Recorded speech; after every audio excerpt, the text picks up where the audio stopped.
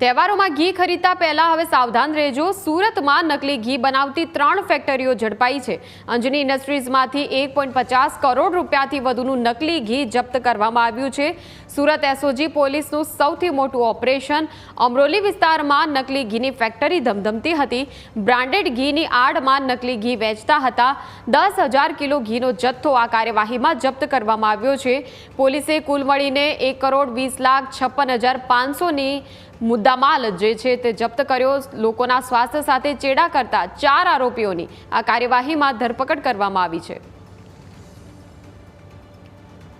તો તહેવારો આવી રહ્યા છે અને તહેવારોના સમયમાં ઘરે ઘરે અવનવી વાનગીઓ બનાવવા માટે મોટા પાયે ઘીનો વપરાશ થતો હોય છે। આ દિવસોમાં ઘીનો ઉપયોગ વધી જતો હોય છે રસોડાઓમાં।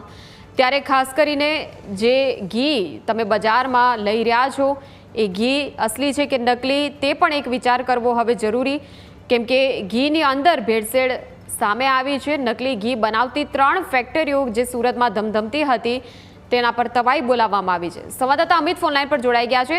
અમિત, નકલી ઘી બનાવતી 3 ફેક્ટરી ઝડપાઈ છે, કેવી રીતે આ કાર્યવાહી અને શું વિગતો ઘટનાની અને કયા પ્રકારે જથ્થો ઝડપાયો છે? હજી ચોક્કસથી સમગ્ર ઘટનાની વાત કરીએ તો સુરત મહાનગરપાલિકાના જે આરોગ્ય વિભાગ અને ફૂડ વિભાગે જે કામ કરવું જોઈએ તે હવે પોલીસ કરી રહી છે। અને સુરતના અંજની ઇન્ડસ્ટ્રીયલ વિસ્તારમાંથી આજે નકલી ઘી બનાવતી 3 ફેક્ટરીઓ છે તે ઝડપાઈ છે અને 4 આરોપીની ધરપકડ કરવામાં આવી છે। મહત્વની વાત એ કહી શકાય કે આ ફેક્ટરીની અંદરથી 9,919 કિલો ઘી છે તે ઝડપાયું છે।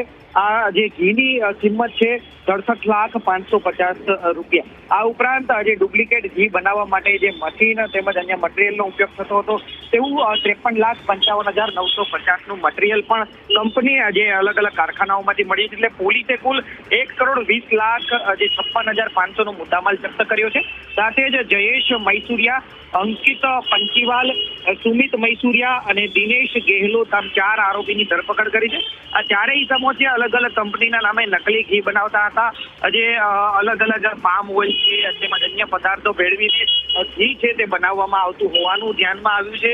અને આજે આ પ્રકારનું ઘી ખાવાથી લોકોને cholesterol, blood pressure, heart attack જેવી સમસ્યાઓ થઈ શકે તેવી પણ માહિતી છે તે સામે આવી રહી છે। ત્યારે લોકોના આરોગ્ય સાથે ચેડા કરતા આ 4 ઇસમોની હાલ તો ધરપકડ કરવામાં આવી છે।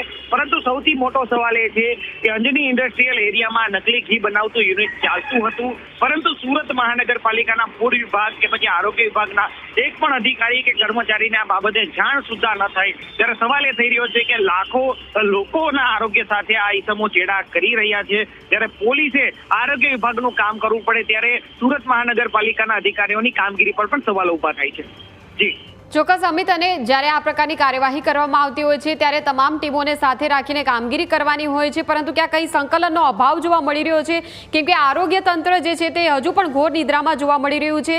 અને આવી કેટલી ફેક્ટરીઓ હશે કે જે અલગ અલગ સુરતના વિસ્તારોમાં ધમધમતી હશે, ત્યારે લોકોના સ્વાસ્થ્ય સાથે ચેડા કરતા આ લોકો વધુને વધુ આવી ફેક્ટરીઓ બંધ થાય એ ખૂબ જરૂરી છે। શું આ કાર્યવાહી બાદ હવે એવું લાગી રહ્યું છે કે આરોગ્ય તંત્ર જાગશે? જી ચોક્કસથી સુરતનું આરોગ્ય તંત્ર કુંભકર્ણની નિંદ્રામાં ઊંઘેલું છે।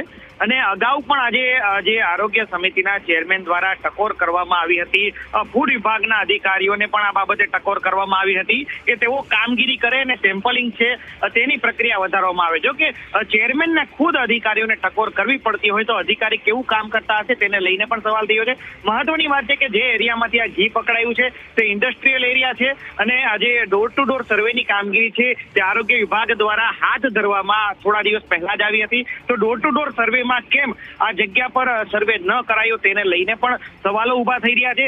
એટલે કે જે પ્રકારે આરોગ્ય વિભાગ કહે છે કે લોકોના આરોગ્યને લઈ ડોર ટુ ડોર સર્વે થાય છે, તો જો સર્વે થયો હોત તો આ જે ફેક્ટરી છે તેનો પર્દાફાશ થયો હોત, અને સર્વે નથી થયો એટલે તેનો મતલબ એવો છે કે માત્ર સર્વે કાગળ પર જ થયો છે, કોઈ પણ પ્રકારની કામગીરી થઈ નથી। અને હવે જ્યારે પાલિકાનું કામ પોલીસને કરવું પડી રહ્યું છે ત્યારે પોલીસ પર પણ કામગીરીનું બર્ડન વધતું હોય તેવું સ્પષ્ટપણે લાગી રહ્યું છે। કારણ કે અગાઉ પણ આજે સુરતના અલગ અલગ પોલીસ સ્ટેશન હદ વિસ્તારમાંથી નકલી પનીર, નકલી ઘી બનાવતી ફેક્ટરી પોલીસે ઝડપી પાડી છે, ન કે આરોગ્ય વિભાગે। એટલે આરોગ્ય વિભાગ પણ ક્યાંક ને ક્યાંક શંકાના દાયરામાં હોય તેવું સ્પષ્ટપણે લાગી રહ્યું છે।